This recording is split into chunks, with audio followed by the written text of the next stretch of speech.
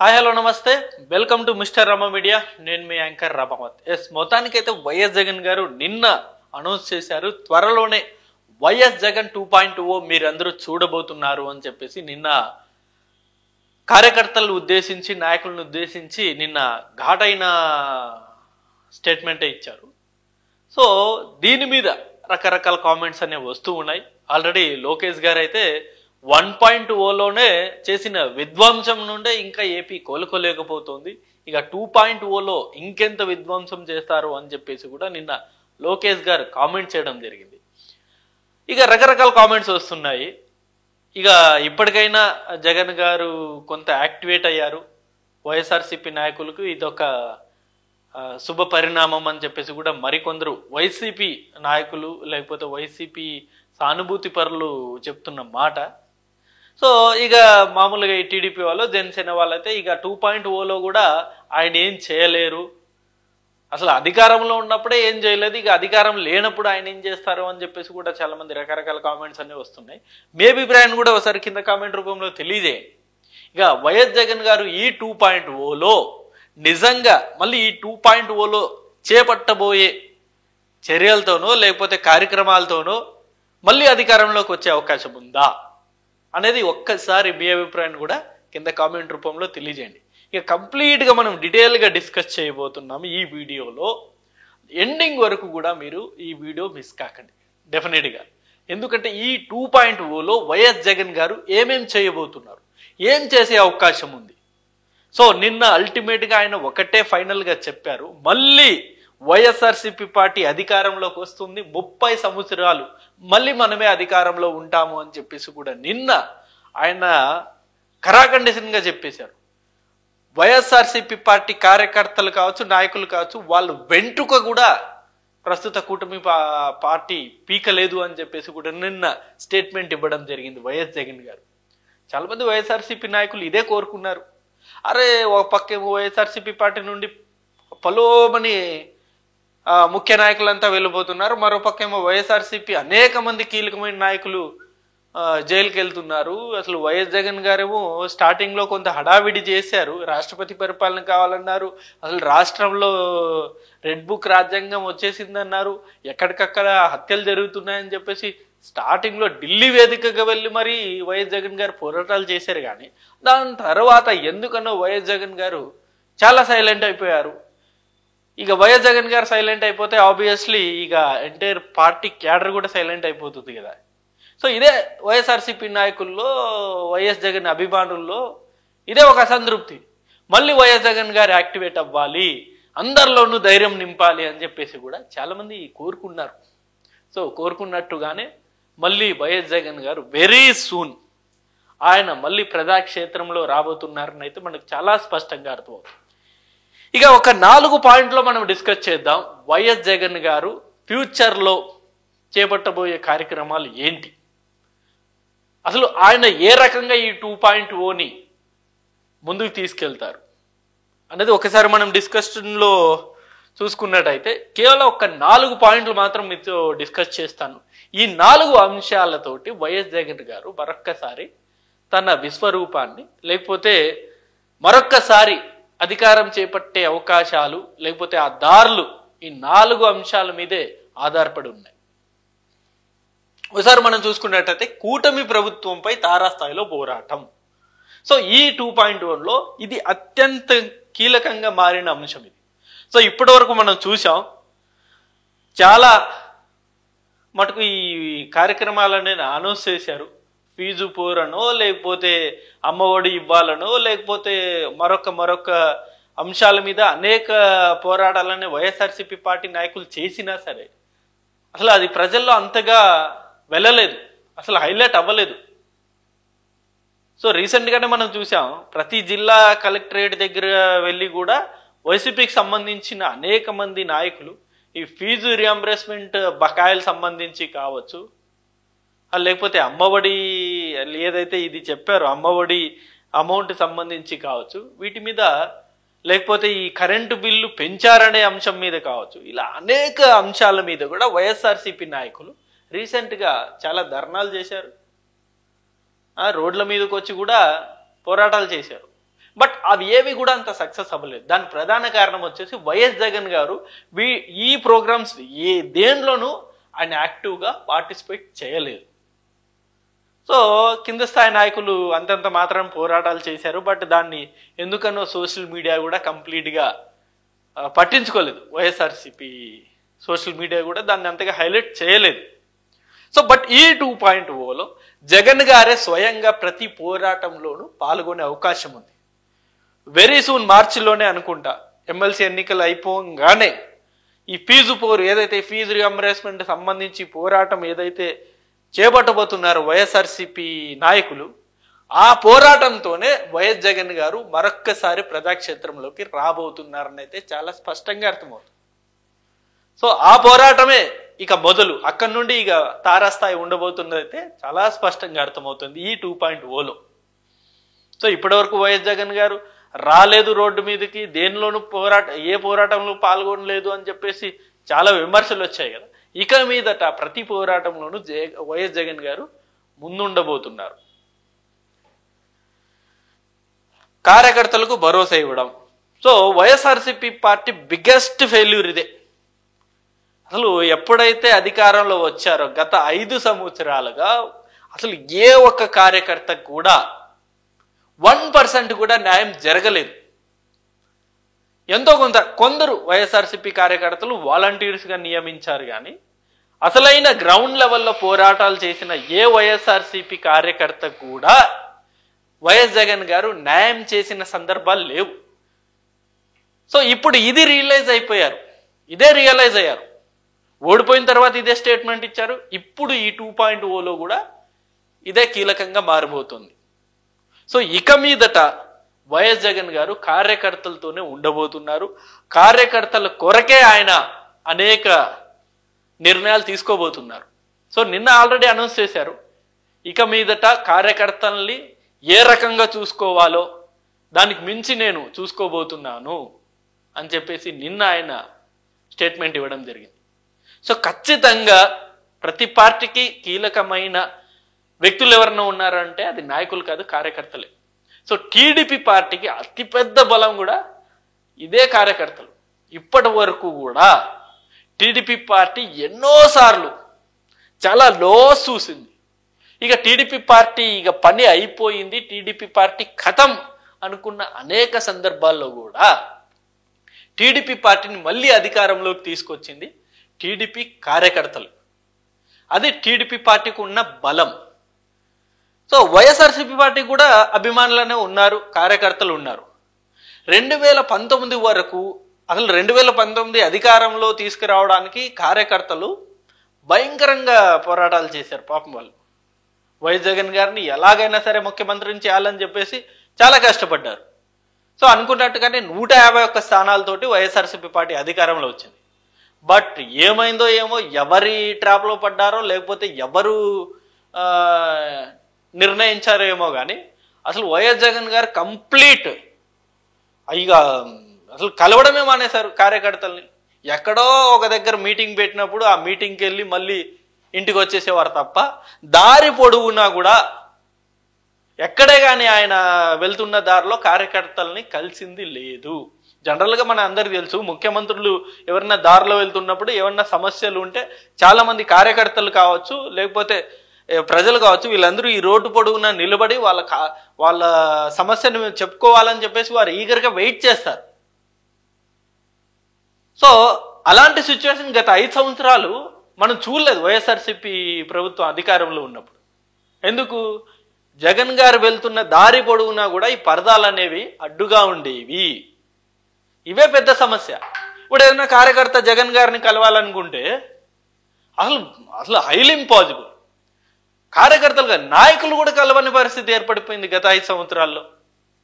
అది ఏ రకంగా జరిగిందో కానీ మొత్తానికైతే కార్యకర్తలకు ఇటు నాయకులకు వైఎస్ జగన్ గారు కంప్లీట్ దూరం అయిపోయారు.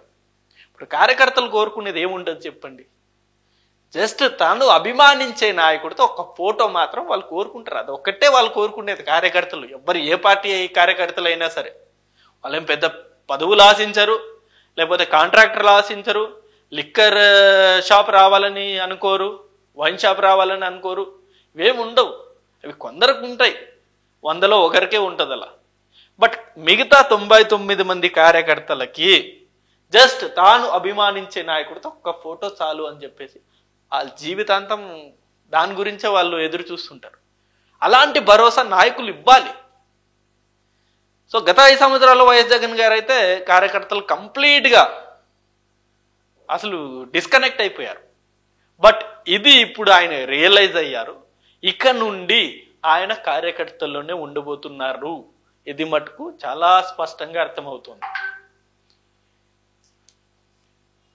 కేసులకు భయపడే ప్రసక్తి లేకపోవడం. సో జనరల్గా ఓడిపోయిన పార్టీ డెఫినెట్గా ఆ నాయకులు కేసులకి ఖచ్చితంగా భయపడతారు. ఇప్పుడు వైఎస్ఆర్సీపీలో ఉన్న అనేక మంది నాయకులు అందరూ కూడా కేసులకు భయపడి అజ్ఞాతంలో వెళ్ళిపోయారు. కొందరు ముఖ్యంగా కొడాలి నాని గారు, లేకపోతే వల్లభనేని వంశీ గారు, ఇప్పుడు ఈ మధ్య కాలంలో పేర్ని నాని గారు కూడా అజ్ఞాతంలోకి వెళ్ళిపోయారు. మనందరికీ తెలుసు పేర్ని నాని గారు రెగ్యులర్గా ప్రెస్ మీట్లు పెట్టేవారు. ఎవరు ఎలాంటి విమర్శలు చేసినా వైఎస్ జగన్ గారికి సంబంధించి మొదట ఆయన ప్రెస్ మీట్ పెట్టేవారు. ప్రెస్ మీట్ పెట్టి అసలు మామూలుగా సెటారిక్గా మాట్లాడే వ్యక్తి కాదు ఆయన. అసలు సెటారిక్ తోటి బాగా కౌంటర్ ఇచ్చేవాడు.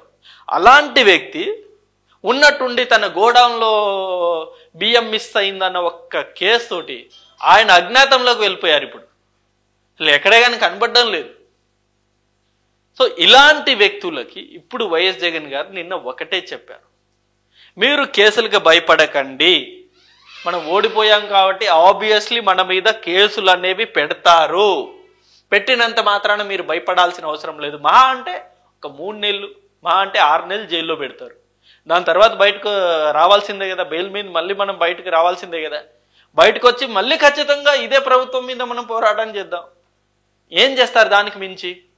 ఎగ్జాంపుల్గా నన్నే మీరు తీసుకోండి. నేను 16 సంవత్సరాలు 16 నెలలు నేను జైల్లో ఉండి వచ్చాను, మరి ముఖ్యమంత్రి అయ్యాను కదా అని చెప్పేసి ఒక ఎగ్జాంపుల్ తోటి ఈ కేసు అంశాలకు సంబంధించిన కీలకమైన భరోసాని కార్యకర్తలకు, నాయకులకు ఇచ్చారు ఆయన. అసలు కేసులు భయపడాల్సిన ప్రసక్తే లేదు.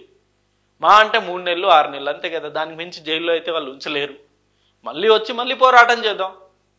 మన అదృష్టం బాగుండి మళ్ళీ మన అధికారంలో వచ్చామనుకోండి, దీనికి రెట్టింపు కేసులు మనం పెడదామని చెప్పేసి నిన్న వైఎస్ జగన్ గారు చెప్పారు. సో ఈ చెప్పడంతో ఇప్పుడు అనేక మంది ఎవరైతే ఈ కేసులకు భయపడుతున్నారో వాళ్ళందరూ కూడా ఇప్పుడు యాక్టివేట్ అయ్యే అవకాశం ఉంది. సో ఇప్పుడు ప్రస్తుతం కూటమి ప్రభుత్వం కూడా వీళ్ళు బిహేవ్ చేస్తున్న తీరు చూస్తూ ఉంటే ఈ ప్రతీకార రాజకీయాలకు కూడా ఈ కూటమి ప్రభుత్వం దూరంగా ఉంటున్నట్లు చాలా స్పష్టంగా అర్థమవుతుంది. సో ఆవేశంలో అధికారం వచ్చిన కొద్ది నెలల్లో ఆ ఆవేశం ఉండింది, ఆవేశం చల్లారిపోయింది కూటమి ప్రభుత్వంలో కూడా. వాళ్ళకి ఇప్పుడు అనేక సమస్యలు వాళ్ళు వెంటాడుతున్నాయి. ఒక పక్క పోలవరం కంప్లీట్ చేయాలి, ఒక పక్క అమరావతి కంప్లీట్ చేయాలి, వైజాగ్ స్టీల్ ప్లాంట్ని కాపాడుకోవాలి, అనేక కంపెనీస్ తీసుకురావాలి. ఇలా అనేక సమస్యలు కూటమి ప్రభుత్వాన్ని వెంటాడుతున్నాయి. సో ఈ వెంటాడుతున్న తరుణంలో మళ్ళీ ప్రతీకార రాజకీయాల వైపు వెళ్తే వీటి మీద ఫోకస్ చేయలేము అని చెప్పేసి కూటమి నాయకులు ఆల్రెడీ వాళ్ళు డిసైడ్ అయిపోయారు. కాబట్టి ఇప్పుడు ఎవరిని కూడా అంత సీరియస్గా తీసుకోవట్లే. సో ఇక మీదట దీన్ని అల్చుగా తీసుకొని వైఎస్ఆర్సీపీ నాయకులు కూడా రెచ్చిపోయే అవకాశం ఉంది ఖచ్చితంగా. నిన్న జగన్ గారు ఇదే భరోసా ఇచ్చారు, మీరు ప్రభుత్వం మీద పోరాటం చేయండి, మేము అండగా ఉంటాము అని చెప్పేసి. సో ఈ 2.0లో మళ్ళీ ఖచ్చితంగా గతంలో ఏ విధంగా అయితే వైఎస్ఆర్సీపీ నాయకులు గతంలో ఉన్న టీడీపీ ప్రభుత్వం మీద ఏ విధంగా అయితే పోరాటాలు చేశారో ఇప్పుడు కూడా మళ్ళీ చేసే అవకాశం అయితే ఖచ్చితంగా ఉంది. మొన్నటి వరకు ఇదే డౌట్, ఈ 5 సంవత్సరాలు కూడా ఇక వైసీపీ నాయకులు అందరూ అజ్ఞాతంలో వెళ్ళిపోతారు అనుకున్నారు. బట్ నిన్న వైఎస్ జగన్ గారు భరోసా ఇచ్చిన తర్వాత కూడా ఒక్కొక్కరు బయటకు వస్తున్నారు. నిన్న ఆల్రెడీ చూసాం మనం, జోగి రమేష్ గారు నిన్న ప్రెస్ మీట్ పెట్టారు. ప్రెస్ మీట్ పెట్టి చంద్రబాబు నాయుడు గారి మీద మామూలుగా ఆయన విరుచుకుపడలేదు. సో ఇలా ఒక్కొక్క నాయకులు కూడా ఇప్పుడు బయటకు వచ్చి ప్రెస్ మీట్ పెట్టి ప్రస్తుత కూటమి ప్రభుత్వాన్ని ఇరకాటం పెట్టే అవకాశం కూడా ఖచ్చితంగా ఉంది. ఇక మూడో అంశం ఇందాక మాట్లాడాం. ఇక నాలుగో అంశం వచ్చేసి నాయకులపై కేసులకు చేయూత ఇవ్వడం. ఇది చాలా అంటే చాలా అవసరం ప్రస్తుతం. ఇది వైసీపీ నాయకులకు, వైసీపీ కార్యకర్తలకు. మనం చూసాం గతంలో అధికారంలో ఉన్నప్పుడు అనేక మంది వైఎస్ఆర్సీపీకి సంబంధించిన నాయకులు, కార్యకర్తలు అసలు భయంకరంగా కూటమి ప్రభుత్వ నాయకుల్ని టార్గెట్ చేస్తూ పర్సనల్ అటాక్ కూడా గతంలో చేశారు. లైక్ ఫోటోలు మార్పింగ్లు చేయడమో, సోషల్ మీడియాలో ఇష్టం వచ్చినట్లు మాట్లాడడమో, ఇష్టం వచ్చినట్లు దాడులు చేయడమో, ఇలాంటివన్నీ చూసాం మనం గతంలో. సో ఇప్పుడు అనేక మంది నాయకులు మెడకు చుట్టుకుంది. ఆల్రెడీ అనేక మంది మీద కూడా ప్రస్తుత కూటమి ప్రభుత్వం కేసులు అనేది బనాయించింది. అనేక మంది నాయకులు జైలుకు కూడా వెళ్ళారు. సో బోరుగడ్డ అనిల్ దగ్గర నుండి వర రవీంద్ర వరకు అందరూ జైలు బాట పెట్టారు. స్టిల్ ఇప్పటికీ జైల్లోనే ఉన్నారు చాలా మంది. ఇంకా మరికొందరు ఎవరైతే గతంలో కామెంట్స్ పెట్టారో వాళ్ళందరి మీద కూడా ఖచ్చితంగా వెరీ సూన్ చర్యలు అయితే ఉండబోతుంది. ఖచ్చితంగా వాళ్ళని కూడా జైలు పంపించే అవకాశం ఉంది.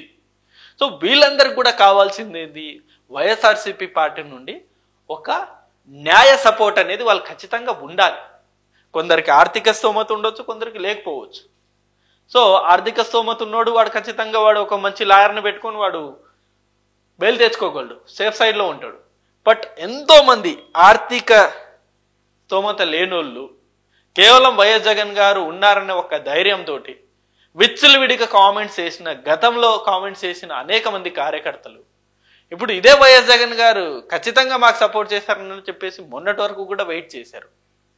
వాళ్ళు మొన్నటి వరకు వాళ్ళకి ఎలాంటి న్యాయ సపోర్ట్ అనేది లభించలేదు, లీగల్ సపోర్ట్ లేదు వాళ్ళకి. ఏదో నామమాత్రంగాను మేము లీగల్ సపోర్ట్ ఖచ్చితంగా మేము చేస్తాము, మీరు భయపడకండి అని చెప్పేసి చెప్పినంత మాత్రాన ఎవరికి కూడా లీగల్ సపోర్ట్ అనేది రాలేదు. బట్ ఎప్పుడు ఈ 2.0లో ఖచ్చితంగా ఎవరెవరి మీద అయితే కేసులు ఉండబోతున్నాయో వాళ్ళందరికీ కూడా లీగల్ సపోర్ట్ అనేది కూడా ఖచ్చితంగా ఉండబోతుంది. సో ఆ లీగల్ సపోర్ట్ అనేది వస్తే ఖచ్చితంగా వాళ్ళు ఎంతో కొంత మళ్ళీ బలపడే అవకాశం ఉంది. అంటే బలం అంటే మళ్ళీ వాళ్ళు మళ్ళీ ఈ పర్సనల్గా అటాక్ చేయడమో, మార్ఫింగ్ ఫోటోలు పెట్టి సోషల్ మీడియాలో హల్చల్ చేయడమో ఇలాంటివి చేస్తే మళ్ళీ వాళ్ళు ఖచ్చితంగా ఇక అప్పుడు కోర్టులు కూడా వాళ్ళని ఏం చేయలేరు. ఈ లాయర్లు వీళ్ళు కూడా ఎవరు కాపాడలేరు. సో సిస్టమేటిక్గా ప్రజాస్వామ్యబద్ధంగా వాళ్ళు కూటమి ప్రభుత్వం మీద అటాక్ చేస్తే మటుకు ఖచ్చితంగా డెఫినెట్గా వైఎస్ఆర్సీపీ పార్టీకి లాభం వస్తుంది అది. అంతేగాని గతంలో చేసినట్టు ఏదేదో ఫోటోలు మార్ఫింగ్లు చేసి వ్యభిచారం చేస్తున్నారనో లేకపోతే మరొక కామెంట్స్ పెడితే మటుకు ఖచ్చితంగా ఎంత లీగల్ సపోర్ట్ వచ్చినా సరే కోర్టులు కూడా వాళ్ళని కాపాడలేరు. సో ఈ 2.0లో మనం మాట్లాడుకోవాల్సిన ముఖ్యమైన పాయింట్ ఏదన్నా ఉందంటే ఈ కార్యకర్తలకు భరోసా ఇవ్వడం. ఈ అంశం అయితే ఇప్పుడు చాలా కీలకంగా మారబోతోంది వైఎస్ జగన్ గారి దృష్టిలో. ఎందుకంటే కార్యకర్తలే పార్టీకి బలం. మొన్న మనం చూసి అనేక మంది నాయకులనే వెళ్ళిపోతున్నారు కానీ కార్యకర్తలు మాత్రం స్టిల్ ఇంకా వైసీపీలోనే ఉన్నారు. మరి ఆయన ఆ దిశగానే ఫోకస్ చేయాలి. యాక్చువల్లీ నేను స్టార్టింగ్లోనే చెప్పాను, కార్యకర్తలు బలంగా ఉంటే ఆ పార్టీ ఎప్పటికీ చెక్కు చెదరదు. ఈవెన్ వైఎస్ జగన్ గారు జైలుకు వెళ్ళినా సరే ఈ కార్యకర్తలే ఆ పార్టీని నిలబెట్టుకుంటారు. సో నాయకులందరూ పార్టీ మారినా సరే ఈ కార్యకర్తలే ఆ పార్టీని కాపాడుకుంటారు. అలాంటి ఆ కార్యకర్తలకు భరోసా వచ్చిన రోజు ఇవన్నీ జరుగుతాయి. ఆ కార్యకర్తలకు భరోసా ఇవ్వడానికే ఇప్పుడు మళ్ళీ ఈ 2.0లో వైఎస్ జగన్ గారు సరికొత్త కార్యాచరణతో ముందుకు రాబోతున్నారు. సో ఓ పక్క వైఎస్ జగన్ గారికి అనేక కేసులు వెంటాడే అవకాశం ఉంది. గతంలో ఇసుకలో మాఫియా చేశారన్నారు. ఇసుక మాఫియా అనేది ఒక పక్క, లిక్కర్ మాఫియా, లిక్కర్ స్కామ్ చేశారు. లిక్కర్లో దొంగ లిక్కర్ అమ్మారు, చీప్ లిక్కర్ అమ్మి అనేక వేల కోట్లు స్కామ్ చేశారని చెప్పేసి నిన్ననే సిట్ అనేది వేశారు దర్యాప్తు సంస్థ.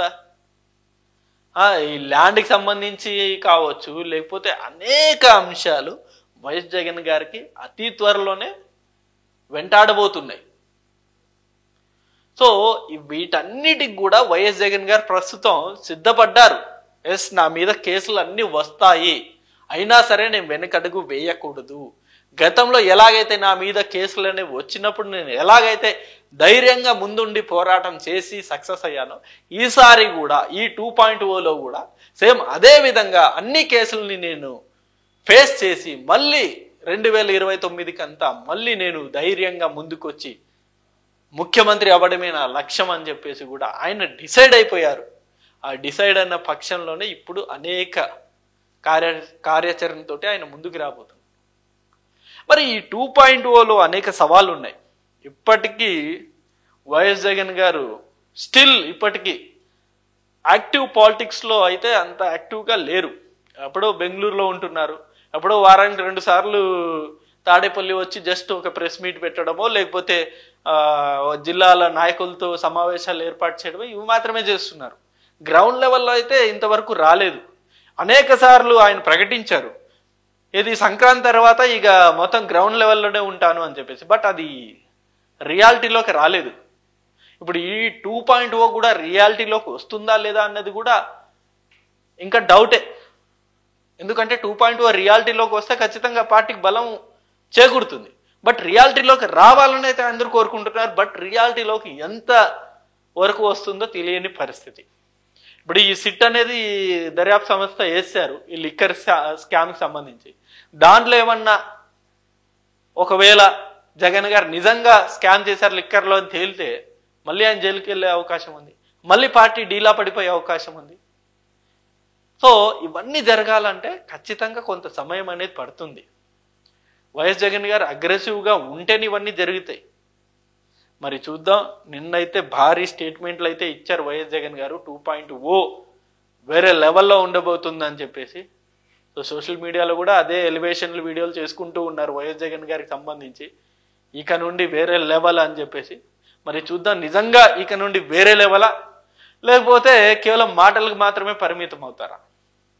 సో ఇది వీడియో అండి. ఈ అంశం మీద ఇది వరకు నేను చెప్పినట్టు మీ అభిప్రాయాన్ని కూడా కింద కామెంట్ రూపంలో తెలియజేయండి.